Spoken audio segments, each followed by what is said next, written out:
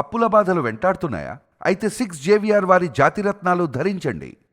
Hi hello నమస్తే, నేను మీ కట్టకార్తి. నాతో ఉన్నారు సీనియర్ జర్నలిస్ట్ డివి శ్రీనివాస్ గారు. సార్ నమస్కారం. సార్ నమస్తే సార్. ఎమ్మెల్సీ అనంతబాబు సుబ్రహ్మణ్యం అంటే తన కారు డ్రైవరు హత్య డోర్ డెలివరీ కేసులో తప్పించుకోవడానికి శతవిధాలా ప్రయత్నం చేస్తూ ఉన్నాడు. ఒకప్పుడు ఈ కేసు కొంత నీరుగారిపోయింది, అనంతబాబు కొంత తప్పించుకోగలిగాడేమో అందరూ అనుకున్నారు. కానీ ఇప్పుడు ఎస్టీ అట్రాసిటీ కోర్టు మళ్ళీ దీన్ని రీఓపెన్ చేయండి, మళ్ళీ విచారించండి అని ఆదేశించడంతో దీన్ని విచారిస్తూ ఉన్నారు పోలీసులు. అయితే తాను రక్షించుకోవడానికి హైకోర్టు కూడా వెళ్ళారు, కానీ హైకోర్టులో కూడా అతనికి రక్షణ దొరకలేదు. ఈ కేసు విచారణ స్టార్ట్ కాబోతా ఉంది. అంటే ఎమ్మెల్సీ అనంతబాబు తప్పించుకోలేరా అంటే ఏం చెప్తారు? అంటే అనంతబాబు యొక్క వివాదాస్పద వైఖరి, అనేక ఆరోపణలు అతని చుట్టూ తానే. ఇది హత్య కేసు. అవును.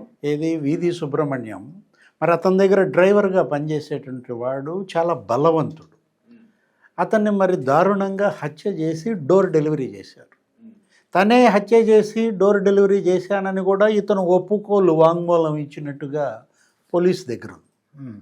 ఇప్పుడు ఇక్కడ కొంతమంది వివాదాస్పద పోలీస్ అధికారుల వ్యవహార శైలి, అప్పటి ఎస్పీలుగా పనిచేసినటువంటి వాళ్ళు ఈ కేసుని మరి ఎవరి ఆదేశాల మేరకు తప్పుదారి పట్టించారు, అనంతబాబుని బయటేయించారు. ఎందుకంటే అతను చాలా బలవంతుడు, ఎవరు మృతుడు. అతన్ని ఒక్కడు చంపటం అసాధ్యం. ఈయనేంటి కొంచెం పిట్ట మనిషి అనంతబాబు. అలాంటి వ్యక్తి మరి ఒక్కడే అతన్ని ఎలా చంపగలిగాడు? అంటే ఒక టీం అటాక్ చేసింది, ఒక గ్యాంగ్ అటాక్ చేసింది.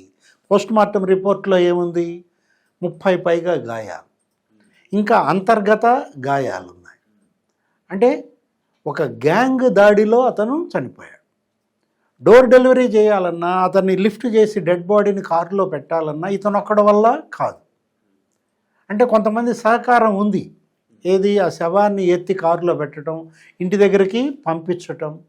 ఇప్పుడు వీళ్ళు ఏమంటున్నారు, వీళ్ళ తరపున వాదన నిన్న కూడా హైకోర్టులో ఏమైనా జరిగింది, పునర్విచారణ చేస్తారు అంటున్నారు. విచారణ ఎదుర్కోవడానికి ఎందుకు భయపడుతున్నారు? మీరు నేరం చేయకపోతే, అందులో శుద్ధపూస అయితే, తప్పు చేయకపోతే. ఇప్పుడు నీకు ఎటువంటి ఇది లేనప్పుడు విచారణ ధైర్యంగా ఎదుర్కోవాలి, భయపడాల్సిన పని ఏంటి? వీళ్ళు అనేది ఏంటి, ఇది రీఇన్వెస్టిగేషన్ చేస్తే ఎలా అంటారు. ఇప్పుడు ఇచ్చిన ఆదేశాలు ఏంటి? Next investigation. ఇప్పుడు ఒకవైపేమో మృతుడి తల్లి చెప్తాను ఈ వాదనలన్నీ కూడా. తన కొడుకు బలవంతుడు, అతను అసలు కారులో ఎలా ఎక్కించారు, ఒకడి వల్ల కాదు, ఎవరో కొంతమంది ఇతనికి సహాయం చేస్తే మరి ఎక్కించారు, మరి డెలివరీ చేశారు, అతనే తీసుకువెళ్ళి అక్కడ దించాడంటే ఎంత ధైర్యం? చంపడం, మళ్ళా చంపిన దేహాన్ని తీసుకొచ్చి అక్కడ పడేసి అతను చెప్పటం, ఎవరితో ఏమీ చెప్పొద్దనడం. ఇవాళ మృతుడి తల్లి అక్కడే లాజిక్ ఉంది అని ఎవరన్నారు? సాక్షాత్తు హైకోర్టు జడ్జి అన్నారు. ఆ తల్లి వాదనలో లాజిక్ లేదు అంటే, తల్లి వాదనలో లాజిక్ ఉంది అని న్యాయమూర్తి అన్నారంటే అక్కడ కనపడుతోంది కదా సివియారిటీ ఏంటి. ఇది దళితుడు అతను. మనం చూసాం అప్పటి 5 ఏళ్ల జగన్మోహన్ రెడ్డి పరిపాలనలో దళితులపై దమనకాండ. ఇప్పుడు ఇతను కేవలం ఏంటంటే SC/ST అట్రాసిటీ యాక్ట్, అది ఆ చట్టాన్ని తప్పించుకోవటం కోసం తన క్యాస్ట్ కూడా మార్చుకున్నాడని, కాపుని కొండ కాపుగా చూపించాడని. అనంతబాబు ఏంటంటే అతని అరాచకాలు, జగన్మోహన్ రెడ్డి ఆ ప్రాంతంలో ప్రజల్ని భయభ్రాంతులకు గురి చేయడం కోసం ఇతన్ని ఒక భూతంగా ఉపయోగించుకోవడం. ఆ తూర్పుగోదావరి జిల్లా రంపచోడవరం ఆ ఏజెన్సీ ఏరియాలో, మొత్తం ఉత్తరాంధ్ర ఏజెన్సీ ఏరియాలో ఈ గంజాయి మాఫియా, వీటన్నిటికీ ఆయనే డాన్ అని మనం మీడియాలో కథనాలు కూడా చూస్తున్నాం. రంగురాళ్ల తవ్వకాల్లో ఈయన పాత్ర, అమ్మకాల్లో ఇతని యొక్క ఆ గ్యాంగ్. ఇప్పుడు అనంతబాబే తనకు ముఖ్యుడు అని అప్పటి సీఎం జగన్మోహన్ రెడ్డి ఏకంగా అతను తన క్యారవాన్లో ఎక్కించుకెళ్ళాడు. ఆ రోజు అతను జైలు నుంచి విముక్తి అయితే, విడుదల చేస్తే పెద్ద అసలు ఊరేగింపే నిర్వహించారు. అంటే సిద్ధం సభల్లో కూడా మనం చూసాం, జగన్మోహన్ రెడ్డి తనని వెంట పెట్టుకుని ఆ స్టేజ్ ఎక్కి ఇద్దరూ కలిసి అభివాదం చేయడం. అతన్నే పెద్దల సభకి మరి వైసీపీ సభ్యుడిని చేశారంటే ఎవరు ఉండాలా కౌన్సిల్లో? శాసన మండలిలో ఏ సభ్యులను నువ్వు ఎంపిక చేయాలి? హత్యలు చేసిన వాళ్ళనా, చంపి డోర్ డెలివరీ చేసిన వాళ్ళనా, మాఫియా డాన్లనా? అది పెద్దల సభ, అదేంటి నేరస్తుల సభ కాదు. మీరు అసెంబ్లీ అంటే అది వేరు. అసెంబ్లీకి పోటీ చేయించారనుకో, ప్రజలే ఆయన గెలిపించారనుకో, మనం చేయగలిగిందేమీ లేదు. ఓట్లు వేశారు, గెలిపించారు, శాసనసభకు వచ్చాడని చెప్తాం. కౌన్సిల్కి ఇటువంటి వాళ్ళని నియమించడం, గవర్నరు కౌన్సిల్కి ఎవరిని నియమిస్తాడు? గవర్నర్ కోటాలో జనరల్గా తీసుకుంటే వివిధ రంగాల్లో నిష్ణాతులైనటువంటి వాళ్ళు, వైద్యులు, లాయర్లు, జర్నలిస్టులు, కళాకారులు, సామాజిక కార్యకర్తలు, గొప్ప క్రీడాకారులు, వాళ్ళను కదా మనం పంపాల్సింది శాసన మండలికి. అంటే అనంతబాబు ఇప్పుడు ఈ కేసు రీఇన్వెస్టిగేషన్, రీఓపెన్, మళ్ళా దీన్ని విచారణ కొనసాగించమన్న ఆదేశాలు ఇవాళ దళిత సమాజంలోనే అదొక గెలుపు. సుదీర్ఘ పోరాటం చేస్తున్నారు యాక్చువల్గా అనంతబాబు దురాగతాలకు వ్యతిరేకంగా. ఆయన ఎవరు? ముప్పాళ్ళ సుబ్బారావు. అవును, ఆ హక్కుల కమిటీ ఆయన మరి అధ్యక్షుడిగా ఆయనే ఈ కేసుని టేకప్ చేసింది. ఇవాళ ఆ కుటుంబానికి అండగా నిలబడింది, ఒక న్యాయ పోరాటం చేస్తోంది. ఇక్కడ ఏంటి తప్పు, నేరం ఎప్పుడు చేసినా ఎవరు చేసినా కఠినంగా శిక్షించాలి. ఇది ఎప్పుడుదో కేసు, ఇప్పుడు ఎందుకు తవ్వి తీస్తారు? గతంలో జరిగిన నేరాలకు ఇప్పుడు కేసులు పెట్టడం ఏంటి అనేది లాజిక్ ఉన్న వాదనేనా?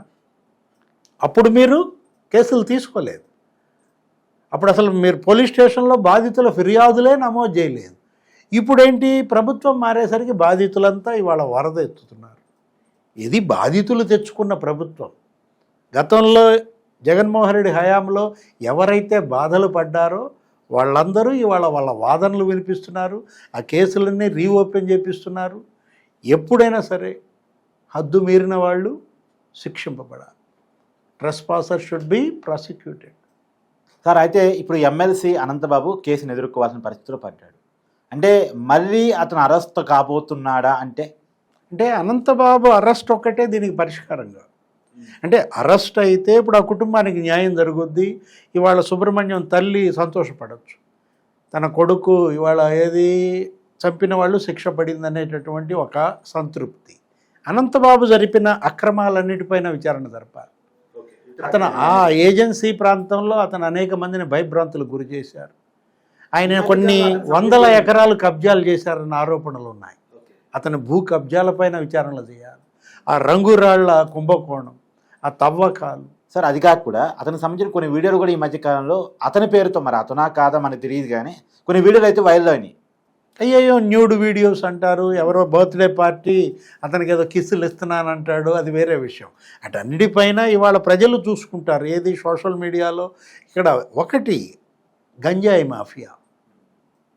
అక్కడ ఉత్తరాంధ్రలో నీకు విశాఖపట్నం, లేకపోతే శ్రీకాకుళం, విజయనగరం, ఇటు ఈ గోదావరి జిల్లాలు, ఏజెన్సీ ప్రాంతంలో గిరిజనుల్ని ప్రలోభపరిచి ఆ రైతుల్ని బెదిరించి వాళ్ళ యొక్క పొలాల్లో గంజాయి పెద్ద ఎత్తున సాగు చేస్తున్నారని. అంటే ఏంటి, 25,000 ఎకరాల్లో గంజాయి సాగు. వాళ్ళకి ఎకరానికి లక్షిస్తామని చెప్పి వాళ్ళని మభ్యపెట్టి ఇప్పుడు ఈ ప్రభుత్వం వచ్చిన తర్వాత గంజాయిపై ఉక్కుపాదం మోపుతోంది. ఆయన ఈగిల్ ఆకే రవికృష్ణ ఆధ్వర్యంలో ఒక 450 మంది సిబ్బంది పనిచేస్తున్నారు. ఇవాళ గంజాయి రహితంగా ఆంధ్రప్రదేశ్ మారాలంటే ఇటువంటి మాఫియా డాన్లందరినీ ఏరివేయాలి, సమాజానికి దూరం పెట్టాలి. అప్పుడు మాత్రమే ఇక్కడేంటి యువత ఇవాళ ఒక చక్కటి రాష్ట్ర నిర్మాణానికి కానీ సమాజ అభ్యున్నతికి కానీ, ఆ గిరిజన రైతులకు కూడా మనం చూసాం ఏంటి, రాజ్మా క్రాప్ ఏదో అక్కడ డెవలప్ చేస్తున్నారు. ఎకరానికి 25,000 రూపాయలు దిగుబడి వచ్చేటువంటి రాజ్మా ఆ క్రాప్ ద్వారా, ఆ పంట ద్వారా మరి గంజాయి పంటకు చెప్తున్నారు. వీళ్ళందరినీ కఠినంగా శిక్షించాలి.